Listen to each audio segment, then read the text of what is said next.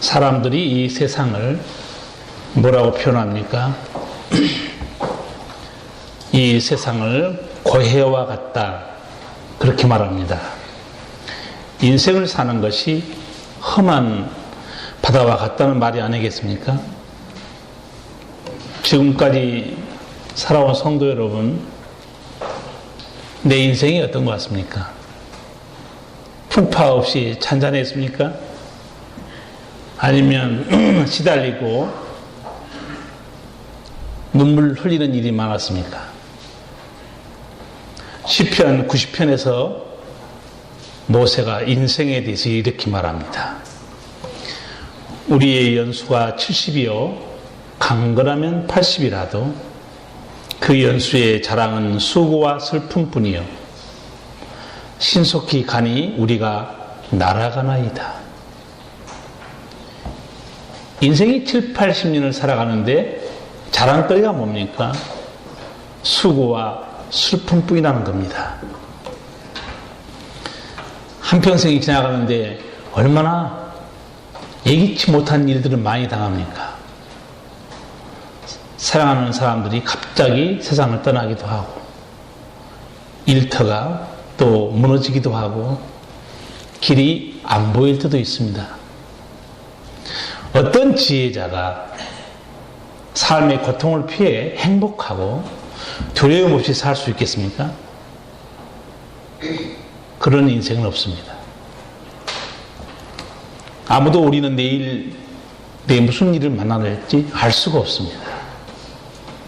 오늘 본문 시편 107편은 여러 가지 문제로 힘들게 사는 인생들을 한 몇 가지를 보여줍니다. 길을 잃고 헤매는 인생. 두 번째는 하나님을 거역하고 살다가 쇠사슬에 매인 인생. 육신에 제약된 욕망을 쫓아 살다가 고통 속에서 공고하게 살아가는 인생. 그리고 세상 풍파와 무거운 짐에 흔들리는 인생. 몇 가지에 대해서 말합니다. 오늘 시편 말씀을 보고 있는데 이 시편 전체를 해설한 책이 있는데 그게 시편 명상이라는 책이 있습니다. 우리나라의 뛰어난 구약학자인 고 김정준 박사가 쓴 책입니다. 이 김정준 목사님은 30대 초반 폐결핵으로 시한부 인생을 살고 있었습니다.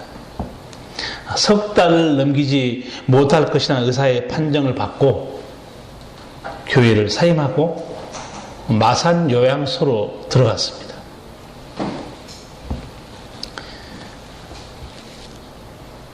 죽음이 가까우니까 교회와 이별, 또 이게 전염병이라서 사랑하는 아내와 자식들과의 이별, 그리고 이 세상과도 일을 할 수밖에 없다 생각하고 그 요양소로 들어간 겁니다. 석 달을 넘기지 못한다는 판정 때문에 그 요양소 중에서도 공동묘지 병실, 그게 제6급 환자 병실이 있더라고요. 거기에 들어가서 갇혀 죽음만을 기다리고 있었습니다. 사도 바울도 자기 생명이 다하는 걸 알고 디모데에게 편지한 글이 있습니다. 내가 선한 싸움을 싸우고 달려갈 길을 마치고 믿음을 지켰으니 이제 후로는 의의 멸관이 나를 기다리고 있다. 자기가 세상을 떠날 날을 알고 있었어요. 이 목사님도 마지막 유서와 같은 시 한 수를 그 병원에서 썼습니다. 내가 죽는 날 그대들은 저 좋은 낙원에 이르니 찬송을 불러줘. 또 요한계시록 20장 이하를 끝까지 읽어주시오. 그리고 나의 묘패에는 이것을 새겨주어 임마누엘, 단 한마디만. 내가 죽는 날은 비가 와도 좋다. 그것은 내 죽음을 상징하는 슬픈 눈물이 아니라 예수의 보혈로 내 죄의 씻음을 받는 감격의 눈물이다. 그런데 하나님께서 이 목사님을 기적적으로 살려주셨습니다. 의사는 3개월밖에 못 산다고 그러는데 그 마지막 폐결핵 말기에서 하나님이 치유해 주신 겁니다.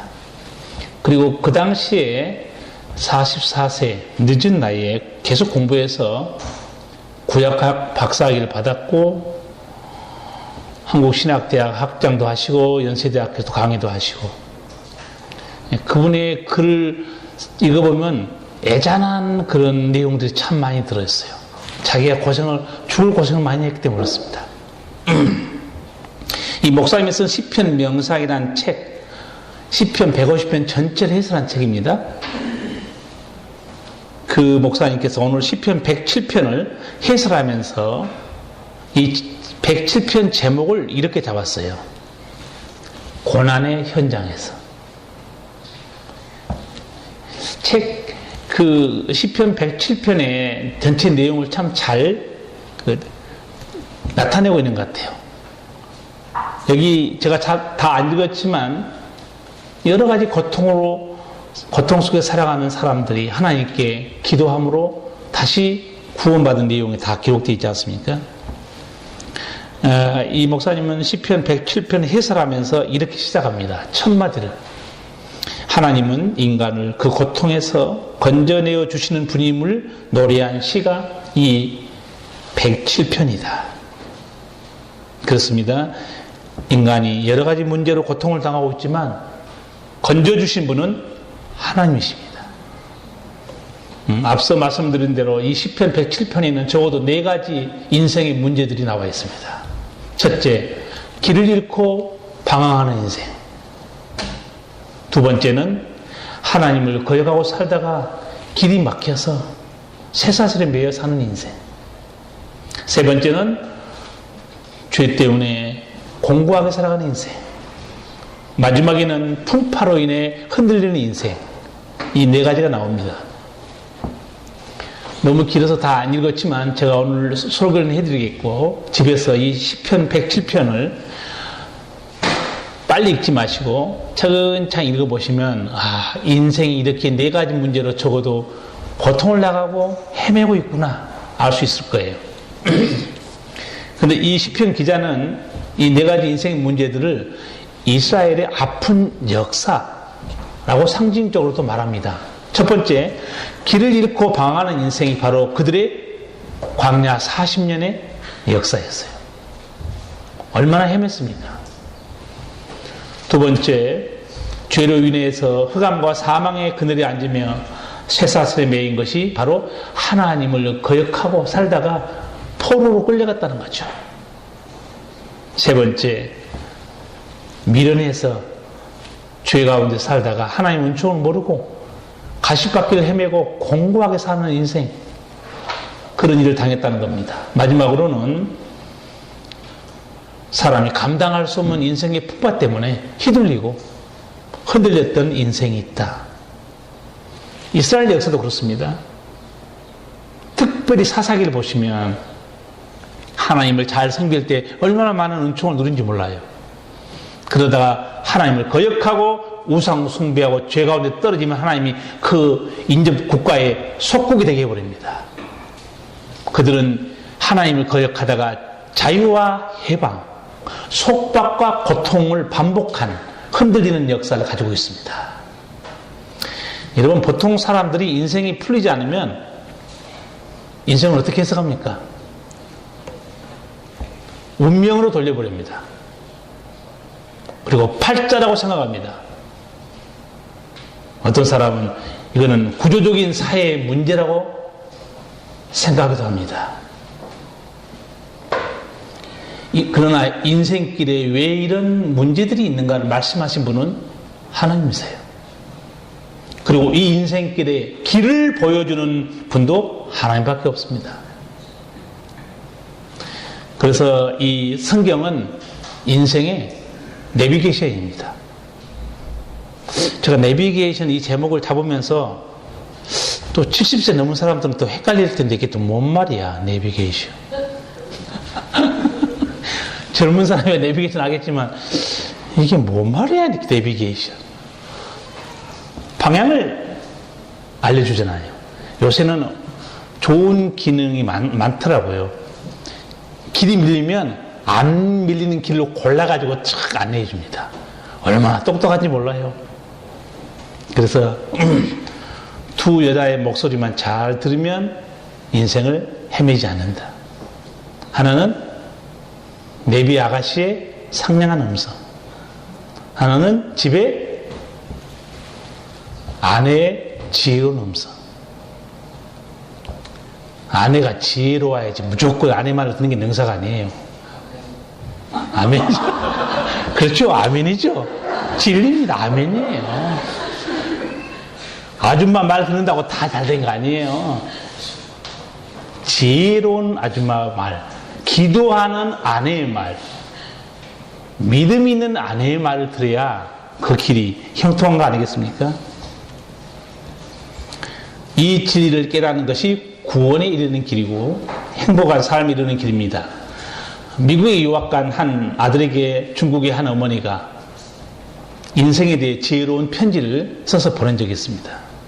저 몇 년 전에 그 책을 소개했습니다. 그 책은 어머니의 편지라는 책입니다. 그 편지에서 이제 인생을 시작하는 아들에게 어떻게 하면 내가 이 세상에서 성공자로 살아남는가, 그 어머니가 아주 지혜롭게 정말 좋은 글들을 그 아들에게 편지로 보냈어요. 저도 읽어봤는데 저 엄마들은 그 책 보고 잔소리하지 마시고 지혜로운 말을 할 필요가 있어요.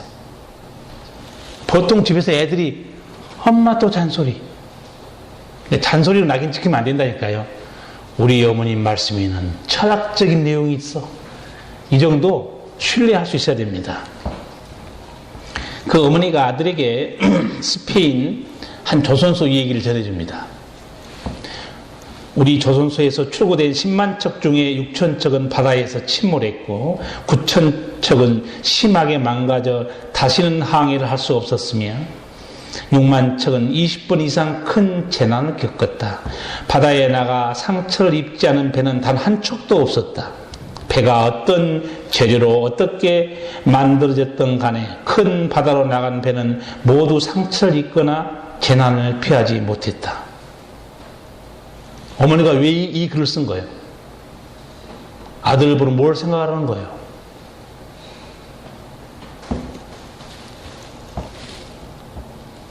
바다에 가서 배 타지 말란 얘기예요? 세상에 던져진 인생은 어떤 인생이든지 다 다치고 깨지고 침몰하게 돼 있다는 거예요. 근데 나는 그 뒤에 말이 중요한 것 같아요. 배가 어떤 재료로 어떻게 만들어졌든 간에 큰 바다로 나간 배는 모두 상처를 입거나 재난을 피하지 못했다. 이게 인생에게 적용하면 어떤 뜻일까요? 어떤 재료, 어떻게 만들어졌든 간에 무슨 말입니까? 그 인생이 얼마나 잘났든 간에, 얼마나 많이 배웠든 간에, 얼마나 좋은 가문에서 태어났든 간에, 얼마나 많이 배웠든 간에 세상에 던져지면 다 흔들리고 깨질 수밖에 없다는 거예요. 얼마나 지혜로운 조언입니까? 사람들은 인생 문제를 겪고 알 수는 있습니다.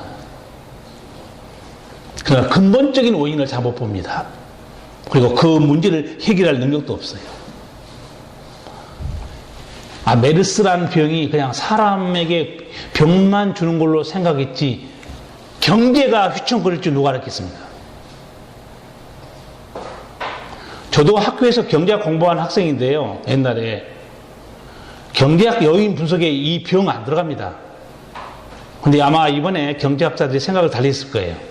야, 이게 경제 요인은 자본, 노동, 임금 몇 가지 요인 분석이 있어요. 근데 질병 자체가 한 나라 경제를 흔들어 버릴 수 있다. 이렇게 하시는 분이 누구냐면 하나님이에요. 아셔야 됩니다. 병이 걸렸는데 왜 경제가 망가져 버립니까? 그래서 생사복을 주관하신 분을 하나님이라고 말한 겁니다. 이번에 비가 안 와서 우리 기도 많이 하고 있잖아요. 비가 어떻게 오는가 안 오는가, 장마저선이 어떻게 형성되는가, 그걸 예측하고 분석한 사람은 기상청 그 전문가들입니다. 그러나 비를 근본적으로 주고 안 주고 하신 분은 하나님이에요. 알아야 됩니다. 우리 방송에서 뭐 중부지방에 5에서 40mm 예보가 나왔어요. 저는 예보 딱 들으면 기도합니다. 하나님, 이왕이면 40mm 쪽으로 좀 많이 주세요. 저 옥수수 안 심어요. 그렇지만 사람이 사는 길은 하나님의 은혜를 주셔야 살기 때문에 제가 기도하고 있어요. 그렇잖아요. 이번에 장마전선이 다음 주 안에 뭐 제주도에 올라온대요. 중부지방에는 또 한참 그 애가 올릴지 말지 그의 마음인 것 같지만 그 구름 마음이 아니라니까요. 그 장마전선을 땡기고 밀고 하신 분은 누굽니까? 하나님이라고 아시는 분이 우리 교회에 3명밖에 없어요. 그러면 기도하시면 됩니다. 오늘 계속 반복되는 말이 나옵니다. 그 근심 중에 여호와께 부르짖으매. 기도해야 돼요. 하나님, 장마전선을 조금만 당겨주세요. 중부지방까지. 대한민국 어디든지 땅을 파면 물이 나온 나라 아니었습니까? 물 부족고가 된다는 말 저는 안 믿었어요. 물이 없어요.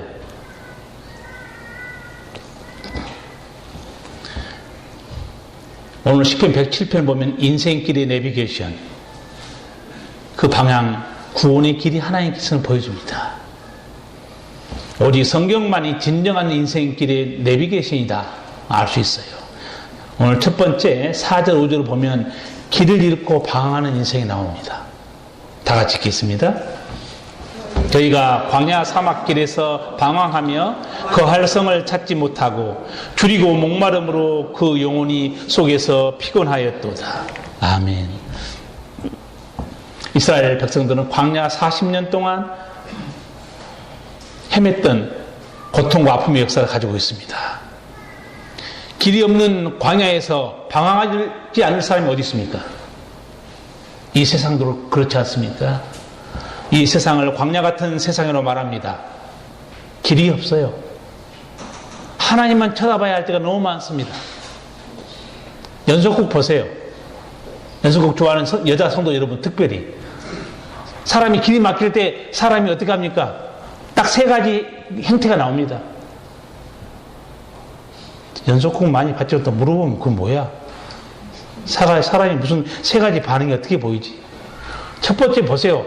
망해서 길이 없으면 첫 번째 행동이 뭡니까? 하늘을 멍하니 쳐다봅니다. 담배 한 배 꼬시르면서. 하늘만 쳐다봐 한숨만 쉬는 거예요. 두 번째, 길이 없으면 또 어떻게 하죠? 참이슬 한 병 깨차고 동해안 바다로 갑니다. 바다 쳐다보면서 한숨 쉬고 있어요. 저도 그 드라마에서 봤어요.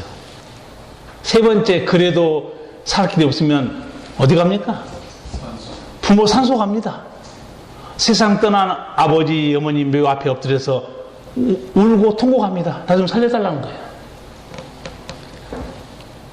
아니, 살려달라 할 때 가서 살려달라고 그래야지. 우리 기도를 들으시고 고통을 아신 분은 돌아가신 부모가 아닙니다. 살아계신 하나님입니다. 하나님께 부르짖어야 돼요. 그렇지 않습니까?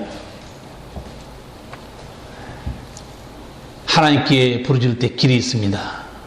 탈북자로 교회를 개척한 우리 교회에서 선교배로 돕는 송유현 전수사님이 있어요. 저희 교회에서 선교 지원도 하고 있고 같이 여러 가지 북한 선교 사역도 돕고 있는데 저를 만나면 북한에서 탈출해서 어떻게 중국을 거쳐서 어떻게 라오스와 태국까지 그 머나 먼 길을 몇 개월 동안 죽음의 고비를 사선을 넘고 거기 왔는가 나한테 간증을 자주 해요. 북경신학교 강의하러 갔다가도 같이 좀 쉬면서 얘기를 들었는데 자기를 신문하는 거예요. 탈북자가 들어온다고 해서 대한민국 정부에서 바로 받지 않습니다. 정부 요원들이 신문하는데 도저히 자기를 믿어주지 않는 거예요. 뭐라고 말하냐면 대부분은 많은 사람들이 어울려서 탈북하지 여자 혼자 몸으로 이렇게 어려운 길을 헤쳐나온 것은 특수훈련 받은 간첩 아니고서는 불가능하다는 거예요. 그 말도 일리가 있다고 들어보니까. 제가 옛날 사진 봤더니 지금은 살이 쪘지만 굉장히 야이고 호리호리한 아가씨나 마찬가지예요. 그 연약한 몸으로 여러분 북한에서 탈북해서 중국으로, 중국에서 라오스에서 태국까지 그 한번 생각해 보세요. 그 머나먼 길을 걷고 차 타고 도망다니고 산길을 헤매고 가능한 일입니까? 그러니까 그 수사한 사람이 믿지 않는다는 거예요. 그래서 내가 물어봤어요. 진짜 그럼 탈북자 중에 간첩도 있습니까? 물어봤더니 뭐 자기 그때 들어왔을 때 그 중에서 4명을 간첩으로 잡아냈다는 거예요. 깜짝 놀랐습니다. 야, 대한민국 정부 수사한 사람도 대단하구나. 그러면 오리발 내밀면 그만인지 어떻게 간첩인지 잡아냈냐 이거예요. 다 증거를 들이댄다는 거예요. 이제 자기는 아무리 설명해도 저는 혼자 왔다고 그러니까는 수사관들은 안 믿어요. 나중에 열받아가지고 전사님이 소리를 고래고래 질렀대요.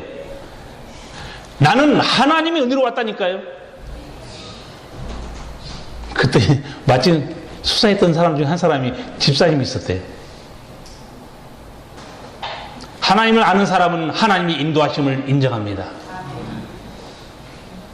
그 머나먼 길 상상이 됩니까 여러분? 한번 해보세요.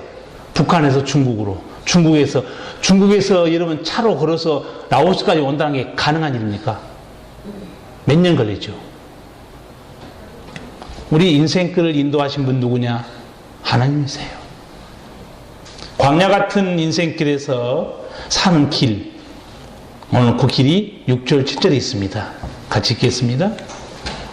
예, 저희가 그 근심 중에 여호와께 부르짖음에 그 고통에서 건지시고 또 바른 길로 인도하사 거할 성에 이르게 하셨도다.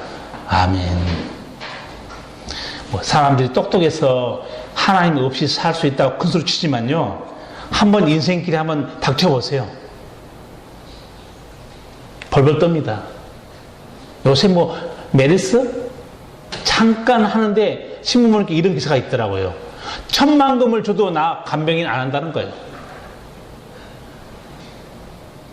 요새 간병인을 못 구한다는 게 병원에서. 간병인들이 뭐라고 그러냐면 10,000,000금 줘도 자기 안 간다는 거예요. 병실에. 죽을지도 모르는 내가 여기 거기 가냐 이거예요.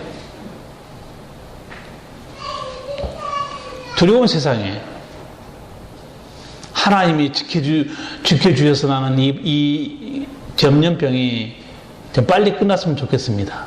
지금 마지막으로 잠복기간 보고 있는 게 뭐 이번 주 수요일 아니면 또 한 주간 정도 보고 더 이상 안 나오면 이제 더 이상 퍼진 건 아니지 않는가 예측하고 있어요. 성경 보세요. 하나님이 인간을 심판하는 방법이 몇 가지 있습니다. 전쟁, 경제 문제, 질병, 여러 가지 재앙들입니다. 하나님이 병을 보내기도 하고 치유할 수도 있습니다. 여기 길을 잃고 헤매는 인생 7절에 6절에 어떻게 나와 있습니까? 이에 저희가 그 근심 중에 여호와께 부르짖으며 사는 길이 뭡니까? 하나님을 찾는 거예요. 특별히 요즘 지금 몇 주간 동안 한국에 당한 일들을 보면서 예수 믿는 사람이 두 가지 기도하지 않는 사람은 한국에 살면 안 돼요. 반드시 비를 위해서 하나님께 기도해야 되고 병을 위해서 기도해야 돼요. 그리고 병원을 위해서 뭐 했느냐 소리치지만 솔직히 말해서 그 병원에서 사투를 벌이는 의사와 간호사 없으면 누가 치료해 줍니까? 그렇잖아요. 저는 그 사람들 굉장히 존경스러워요. 그 3kg 되는 방호복인가 그거 입고 3분만 일하면 기진맥진 해버리는 거예요. 땀이 나서 힘들어서. 근데 거기서 계속 환자를 돌보고 있어요, 지금. 다른 사람은 병원에 안 가잖아요. 사람 모이는 곳에도 안 가고. 요새는 누가 기침만 해도 바로 물러선다고 그러더라고요. 저 사람 혹시 얼마나 무서운 세상입니까? 근심 중에 부르짖음에 하나님이 그 고통에서 건지시고 바른 길로 인도하사 거할 성에 이르게 하셨도다. 여러분, 인생 살다 보면 많은 문제를 당하는데 사람들의 말에 귀를 기울일 필요 별로 없습니다. 인간은 자신의 길도 몰라요. 문제가 있으니까 하나님 찾기 바랍니다. 하나님께 기도해야 돼요. 길을 하나님 인도해 주지 않습니까? 길을 잃고 방황하는 인생에게 내비게이션은 바로 살아계신 하나님입니다. 둘째로 보면 하나님을 거역하고 그 은혜를 배은망덕하고 살았던 사람들, 쇠사슬에 매인 인생을 볼 수 있습니다. 10절 12절 같이 읽겠습니다. 사람이 흑암과 사망의 그늘에 앉으며 공고와 쇠사슬의 매임은 하나님의 말씀을 거역하며 지존자의 뜻을 멸시합니다. 그러므로 수고로 저희 마음을 낮추셨으니 저희가 엎드려져도 돕는 자가 없도다. 아멘. 왜 택한 백성이 쇠사슬에 매여서 낯선 이국 땅으로 끌려갔습니까? 약소국이라 강대국에 밀린 겁니까? 역사학자들은 역사를 이렇게 해석합니다. 약육강식, 적자, 생존, 이렇게 해석합니다. 강한 자만 살아남는다는 거예요. 근데 이스라엘 역사를 보세요. 이스라엘은 정말 약소국이었어요. 밑에 보세요. 강대국 이집트, 오른쪽에 바벨론, 위에 아수르, 강대국에 포진해 있습니다. 그러나 이스라엘이 힘이 없어서 망한 적은 한 번도 없어요. 신비한 일입니다. 그들이 망할 때는 왜 망했는가? 자기들이 알고 있어요. 11절에 뭐라고 고백하죠? 하나님의 말씀을 거역하며 지존자의 뜻을 멸시합니다. 하나님이 그동안 지켜주는데 하나님을 거역하니까 하나님께서 그 구원의 손길을 하나님 거둬버립니다. 더 이 그들의 방패가 안 돼요. 안 지켜준 겁니다. 이 진리를 아는 자들만이 하나님의 은총을 누리게 되는 게 아니겠습니까? 우리 인생도 마찬가지입니다. 앞서 말한 대로 인생이 풀리지 않고 힘들면 사람들은 재수가 없다고 그래요. 운이 없다고 말합니다. 사회 문제라고 그래요. 여러분, 도대체 그 재수와 운은 누가 주는 거예요? 맨날 사람들은 재수가 없다, 운이 안 좋다. 그 재수와 그 운은 누가 주는 거예요? 성경은 그렇게 말씀하지 않습니다. 사람이 흑암과 사망의 그늘에 앉으며 권고와 쇠사슬의 매임은 하나님의 말씀을 거역하며 지존자의 뜻을 멸시합니다. 하나님을 거역했기 때문에 그 은총의 근원이신 하나님을 거역했기 때문에 그 은총을 못 누리는 거 당연한 거 아니에요? 시편 34편 9절 10절은 하나님을 경외하는 자들이 누리는 은총, 이렇게 말해줍니다. 너희 성도들아 여호와를 경외하라. 저를 경외하는 자에게는 부족함이 없도다. 젊은 사자는 궁핍하여 줄일지라도 여호와를 찾는 자는 모든 좋은 곳에 부족함이 없으리로다. 아멘. 여러분, 사자가 굶습니까? 그것도 젊은 사자인데. 젊은 사자는 굶주려도 여호와를 찾는 자, 모든 좋은 곳에 부족함이 없다는 거예요. 그동안에 이스라엘 백성들 하나님 은혜로 가나안 땅에서 너무 잘 살았어요. 그런데 그 은총이 어디서 온지 모르는 거죠. 좋은 곳으로 채워주신 하나님 거역하고 멸시하다가 완전히 포로로 끌려갑니다. 저는 이번 사건을 보면서 대한민국이 그동안 참 많은 복을 받고 산 나라였구나, 새삼스럽게 생각되는 거예요. 아무리 대한민국 사람이 양심이 없어도 전쟁 후에 60년 만에 이렇게 잘 살게 된다는 거 인정 안 할 수 없을 거예요. 제가 메르스 가뭄 보면서 우리가 너무 그동안에 잘 산 거 아닌가? 이렇게 평화롭게 너무 잘 산 거 아니냐, 이게 그동안에. 뭐 힘들다 하지만 전쟁 후에 60년 만에 세계 10대 강국으로 올라갈 수 있습니까? 동남아시아 역사를 보세요. 그런 나라 없습니다.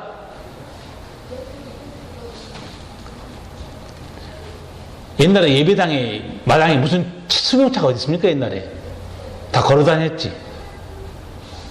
잘 타고 오면 자전거는 다 끌고 온 거죠. 지금은 신학대학교 가도 내가 놀래요. 신학대학교 주차장에 차 댈 데가 없어요. 전도사들이 무슨 돈이 이렇게 많냐 이거죠. 신학대학원에 차를 못 댄다니까요. 주차장에 차가 너무 많아서. 그만큼 대한민국은 경제적으로 먹고 살아나게 된 거예요. 여러분, 그게 그렇게 먹고 살만하고 여유 있는 것 같죠? 딱 하나님이 한 두 가지만 딱 손 봐버리니까 완전히 벌벌 떨고 있습니다. 메르스가 3개월 가면 한국 경기가 어떻게 된 거 아시죠? 신문에 봤습니까? 20조가 날아가 버립니다. 상상 초월이에요. 뭐 관광객, 지금만 해도 관광객이 어마어마하게 다 취소했더라고요. 사람 모인 곳은 안 온다는 거예요. 그래도 아는 집사님한테 시골에 계시던데, 그 펜션에 그래도 사람들 오시죠? 깨끗하고 조용하니까, 아유, 목사님 다 취소하고 안 온대. 시골에 와야 깨끗하고 바닷가에 얼마나 공기 좋은 곳입니까? 하여튼 사람 모인 데는 안 간다는 거예요. 지금 풍속도가 달라진 거 아시죠? 숙박, 외식 다 찬바람 맞고 있고 주문 배달만 성행하고 있습니다. 배달만 시켜서 먹는 거예요. 자기 안 가요. 하여튼 사람 모인 곳에 다 안 갑니다. 병원도 안 간다는 거예요. 그러다가 또 어려움 당한 경우도 있더라고요. 그동안에 하나님께서 우리 대한민국을 죽는 소리 해도요, 죽는 소리도 대한민국 사람 너무 잘 사는 건 사실이에요. 왜 아멘 하지 않습니까? 못마땅해? 아니, 이만큼 살 수 있는 거 은총 아닙니까? 냉장고 열어보고, 오늘 저녁에도 먹을 게 없네. 그런 적 있습니까? 냉장고 열어보고. 냉장고 열어보면요, 참, 그 아줌마들 옷은 예쁘고 입고 다니는데, 썩은 물건이 많을 거예요. 참, 부끄러운 아줌마들 많을 거라고. 멋있는 명품 들고 다니고 있지만, 집에 가보세요. 그래서 어떤 아줌마는 냉장고도 이렇게 써놨더라고요. 그 사람 똑똑한 것 같아요, 아줌마가. 냉장고 일지를 써놨어. 안에 뭐가 들어있는지 써놨어요. 딱 보고, 없는 것만 사고 있는 건 안 사는 거예요. 근데 여러분 시장 가서 그렇게 합니까? 배고프면 왕창 사버립니다. 그리고 다 먹지도 못해요 또. 여러분 대한민국이 지금까지 하나님 은혜로 잘 산 건 사실이에요. 그런데 하나님이 기뻐한 일은 안 하고 있어요. 뭐 동성연애 축제 하느니, 뭐 기독교로 공부하고 하나님 없다느니 온갖 죄를 저지르고 있는데 키는 하나님이 주고 있거든요. 대한민국처럼 정치도 엉망이고 이렇게 부패하고 타락한데 그래도 이 대한민국이 이렇게 살아가는 것은 전 세계에서 이해하지 못한 신비라고 말합니다. 한국은 불가사의한다라는 거예요. 그 애들은 한 가지를 모르고 있어요. 새벽에 한국 사람들이 뭐 하고 있는지 몰라요. 새벽에 뭐 합니까? 새벽에 뭐 하는지 모르는 사람은 기도하지 않는 사람이에요. 새벽에 대한민국 사람들은 동네방네마다 새벽에 나가서 하나님께 기도합니다. 소돔과 고모라 왜 안 망했습니까? 하나님 어떻게 해서 안 망해? 의인 한 명만 있어도, 의인 10명만 있어도 그 성을 하나님이 용서해 주겠다는 거예요.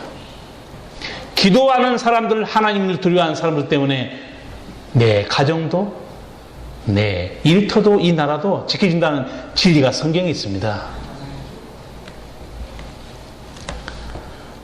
세 번째 보면 죄로 인해서 공고한 인생을 살아가는 게 나옵니다. 17절 18절 읽겠습니다. 미련한 자는 저희 번과와 죄악의 용구로 혼란을 당하며 저희 혼이 각종 식물을 싫어하여 사망의 문에 가깝도다. 아멘. 누가 이렇게 공고한 인생을 살아가는가? 미련한 자라고 말합니다. 성경에서 미련한 사람이 누구냐 하면 하나님이 없다고 말하는 교만한 사람을 성경에서는 미련한 인생이라고 말합니다. 하나님이 은총의 샘물인데 그 하나님이 없다고 말하고 있으니 무슨 그 삶에 평강이 있겠습니까? 사도 바울도 로마서 3장 9절에서 죄인이 당하는 삶을 이렇게 말합니다. 파멸과 고생이 그 길에 있어 평강의 길을 알지 못하였고 저희 눈앞에 하나님을 두려워함이 없느니라. 하나님 없이 살아가는 사람, 그 인생에 평강이 없다는 거예요. 나는 예수 믿는 사람 중에서 마음에 기도와 예배 중에 찬송 중에 평강을 못 누렸다. 나는 그 신앙이 문제가 있다고 생각합니다. 예수 믿는 사람은요, 내 삶이 어떠하든가 상관없어요. 기도와 예배 중에 찬양 속에 하나님이 내 마음에 주는 신령한 기쁨이 있습니다. 평강이 있어요. 세상 사람 볼 때는 정신 나간 사람이죠. 그러나 내 안에 하나님이 평강을 줘요. 하나님의 선물입니다. 세상이 주는 평안이 아니에요. 그런 신령한 평안이 어디서 오는가? 하나님 주신 거거든요. 여러분, 그런 말 있죠. 내 마음 나도 몰라. 여러분이 지금 딱 결정해서 그래, 걱정하고 살면 뭐해? 내가 지금부터 걱정하지 말고 평안해야지. 딱 그렇게 마음 먹으면 바로 평안이 옵니까? 어림도 없는 일입니다. 내 마음의 평안은 하나님의 선물이에요. 하나님이 지켜줄 때 어떻게 보면 내 사는 게 힘들고 너무 답답하지만 기도하고 찬양하면 내 마음에 하나님이 준 평강이 임합니다.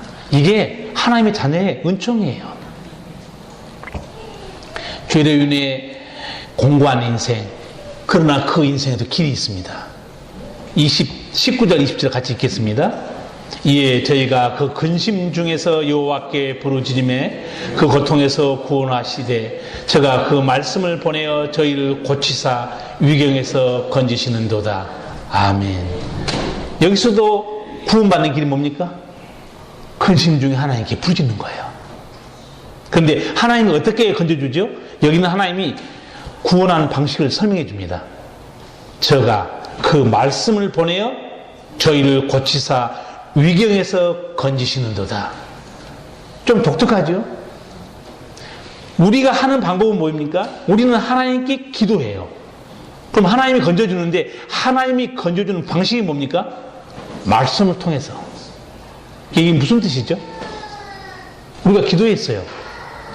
근데 하나님이 말씀을 통해서 우리를 건지고 구원해 준다는 겁니다.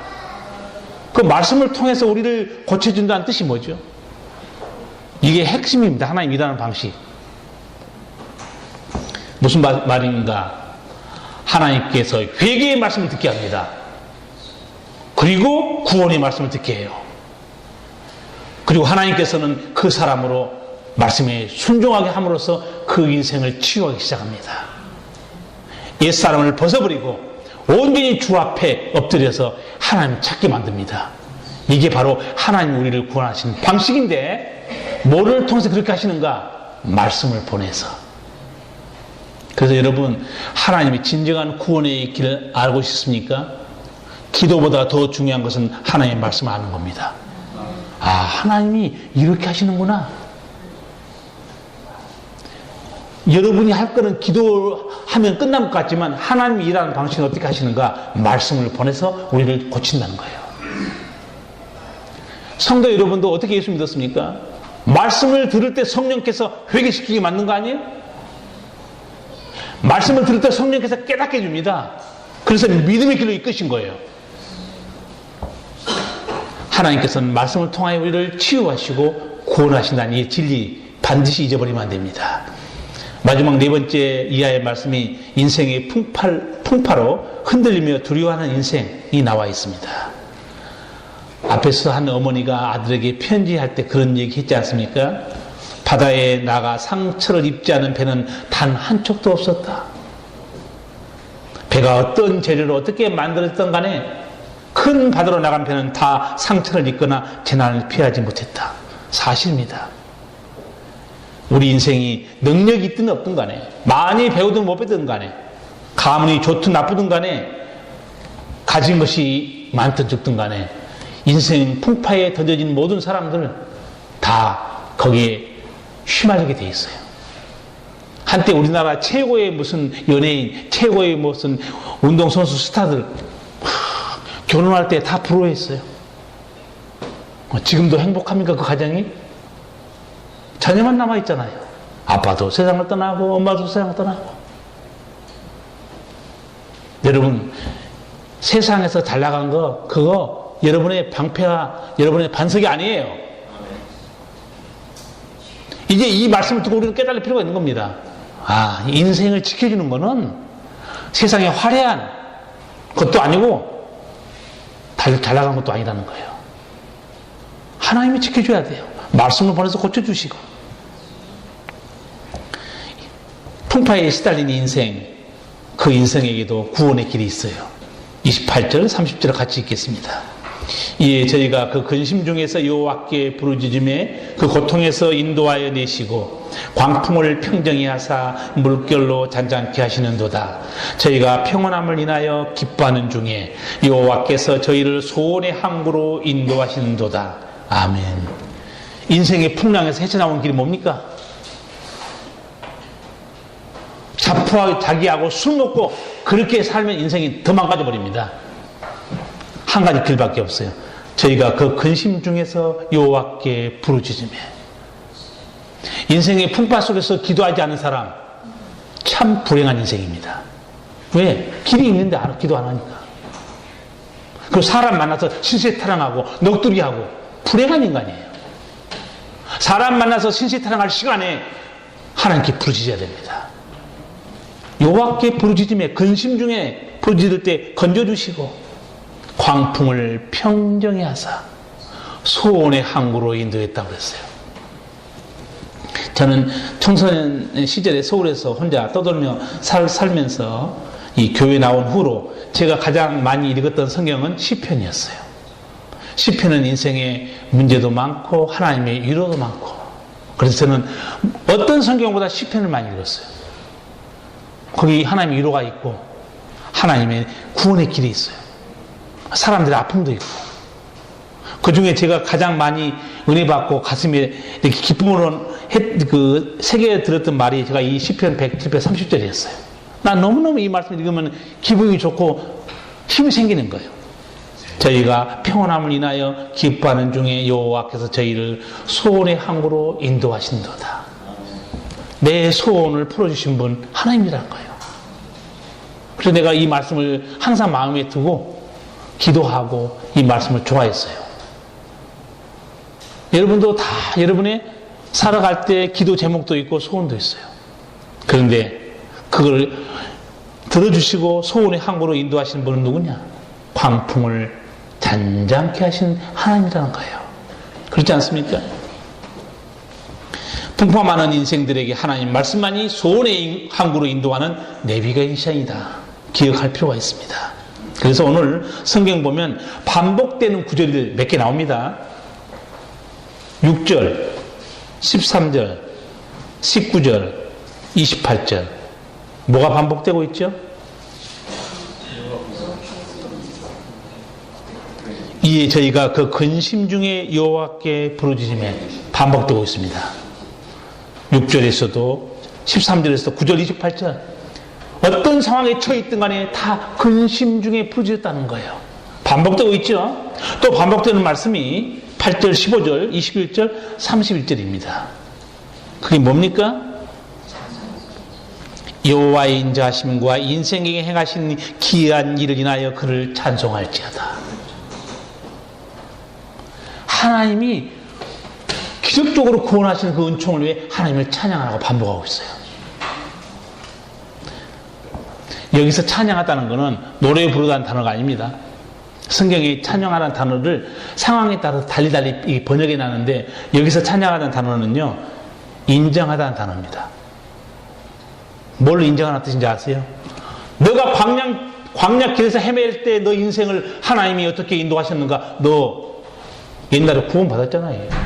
그러면 정직하게 인정하고 하나님 찬양하라 그 말입니다.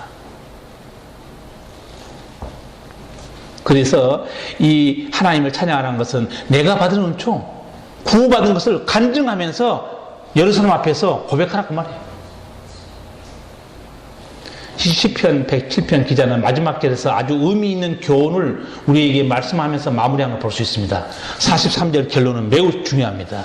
같이 읽겠습니다. 지혜 있는 자들은 이 일에 주의하고 여호와의 인자심을 깨달으리로다. 아멘. 지혜 있는 자는 누구든지 이 일에 주의하라. 이 일이 어떤 일입니까?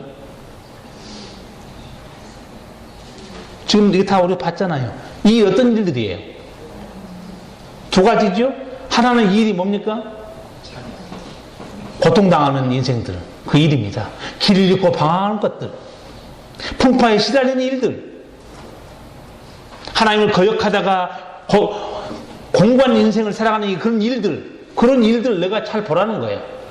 또 하나의 일들은 뭡니까? 그런 인생이 부르짖을 때, 근심 중에 부르짖을 때 구원하신 하나님의 손길, 이 일들을 내가 잘 보고 깨달으라는 거예요. 길을 잃은 인생, 하나님을 거역하다가 가시밭길로 걸어가는 인생, 죄로 인해서 공고하게 살아가는 인생, 세상 풍파에 시달리는 인생, 그걸 하나님이 구원하신 이 일을 내가 잘 주의하라는 것은요, 마음에 새겨두라는 거예요. 이게 지혜자라는 겁니다.